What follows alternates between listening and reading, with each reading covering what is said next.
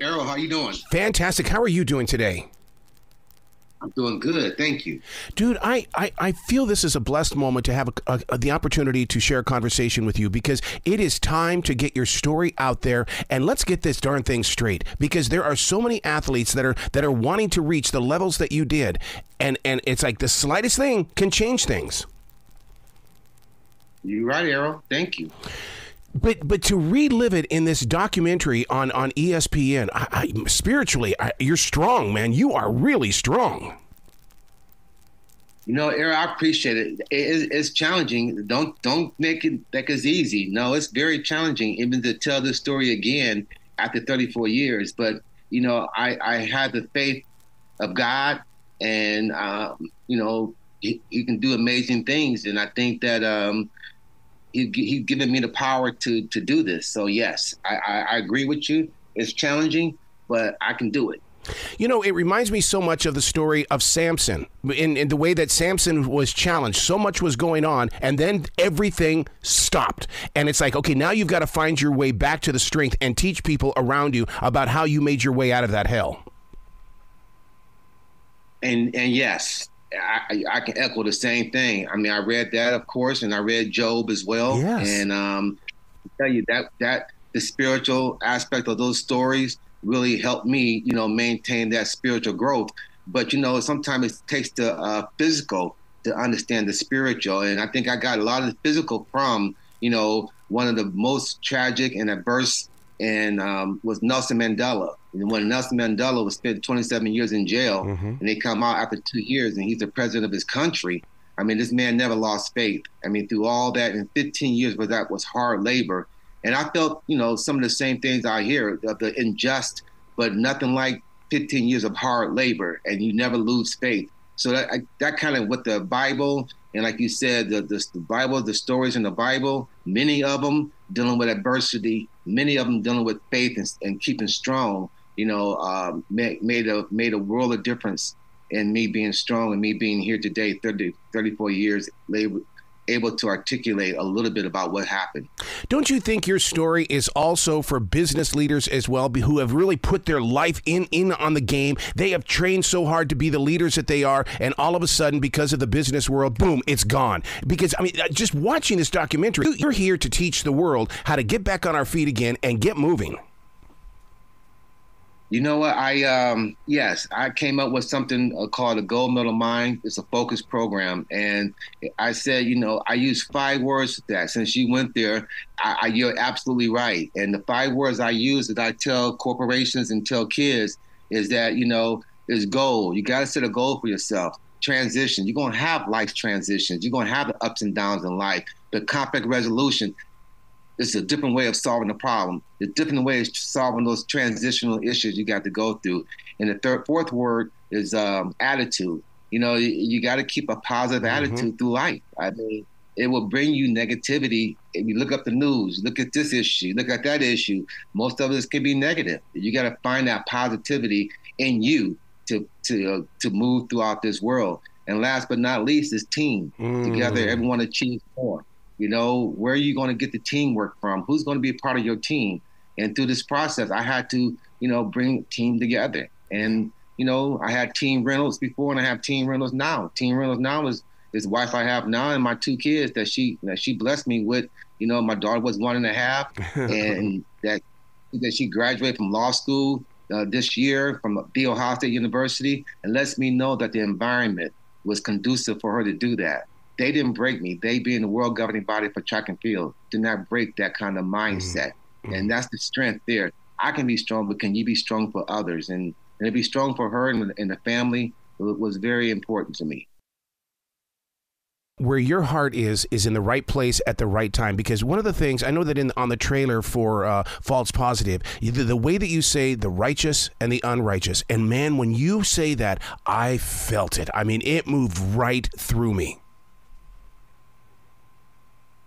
Yeah, I mean, it's based on that righteous and unrighteous. There's only 2 paths in life, you know, and I had to stay on that righteous path, which I was on. You can't say the Olympics, breaking the world record is not a good path. I couldn't say that. When I try to find another path, it was, oh my God, it was a very dark, lonely. It's not the As an Olympian, I had to jump off that path quickly because I knew that was not the path. The path I was on was the path to be on, but I was hurt. I was crushed. I was embarrassed in front of the world on that path. I had to stay on that same path and keep doing the same thing I was doing in order to get back to this part. And this was the hardest part. I didn't want to run no more. After 1990, I was done with that piece. Wow. And especially after 1993, when I came back and set another world record and won more medals, I was done after that. I had $27 million in my pocket, and I came back and I ran. I was done in 1993, but I ran all the way to 2000 because it's just that I couldn't do nothing else. I had to stay on that path. Wow. I was nervous, scared to get off that path. And that was the path that hurt me, but it landed me here, staying on that path. Sometimes you got to do that. That's what I would tell corporations. That's what I would tell the youth of the world. Stay strong, keep it moving, and keep the faith. Oh my God. Oh, the way that you speak is a way that we need to hear that today. It really is, because you speak of truth and transparency. You speak of, I have lived it. I don't want you to go through it. That's what I love about listening to you speak. That's the truth. I mean, that's what I've been doing for the last 25 years when I'm working with these youths. I got so many kids I cannot count. And I'm not comparing myself to Jesus at all, right, but I know he helped a lot of people that is not in that book. And he prayed for a lot of people that's not in that book. And I know that. And I know that I work with a lot of people that, I'm not sitting here dropping no names or doing none of that, but I work with a lot of people.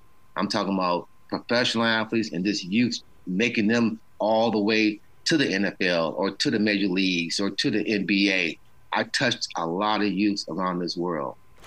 Butch, let me ask you this question, because I'm a third-degree black belt, and I know what it's like to be in that ring, to be in that competition. But my master in martial arts would sit there and he would say, I need you on the sidelines because you're a better student from the sidelines. So when you talk to me about that you're helping a lot of people, it's almost like you're on the sidelines and yet they're in the game. But you learn a lot from the sidelines, don't you? To be a leader, you got to be a follower. Yeah. To be a follower, you got to learn how to do it. That's the process. That's just what it is. I take this experience and I tell them, I try to teach them. And it's hard when you out on the track where you trying to be the best you can be. You got nervous. You don't feel that you can achieve that. And a lot of times when I set that world record, my coach gave me the sign. He said 43.81 seconds. He said, you can do this. Put this on your bedroom. And I tell my daughter right now, she graduated law school, like I said, she put her goals down and write it down and put it on the wall too. That's what we do around here. We write our goals down, we put them on the wall, and we look at them. Because sometimes you don't feel you can do this. Then sometimes you feel like you can do this. And when you look at it, no matter what, you're going to do it because you got to look at it. And that's the process of moving. Everything's not going to be flowing pretty or easy every day. You got to take the good with the bad. Wow. In your process right now, what would have happened if the social media connections would have been there in 1990? I mean, it was just getting started in 1990. If you would have had the strength of the social media today, would the world have been different? Oh, yes, no question. It would have been totally. There's no way that these kids that stood against me, per se, could understand the magnitude at that time. And I wasn't asking nobody, to not to go to the Olympics. I was asking them to support me. Yeah. And that means whatever they had to do with me, let's stick together with this process. That way we all will win. I wasn't trying to be selfish. If I get $27 million, don't think I'm not going to help these athletes here. I mean, that's my goal. That's what I want to do. I'm going to help my kids that I'm working with. I'm not. I'm fine. I'm understanding. It's not going to take a lot from me. That's what they showed me. It don't take a lot for me to live no more. I can live very minimal at this time in my life. I love that feeling. Where can people go to find out more about you, Butch? Because I know that you've got a foundation or something where people can grow forward. Yeah, ButchReynolds.com. You can find me there. I have Instagram, I have Facebook, and I have, but ButchReynolds.com is the easiest one to do. Man, I know you went through hell, but I can't thank you for being the leader. Thank you enough for being the leader that you are. I mean, that you had to go through that in order to be who you are in this moment of right now.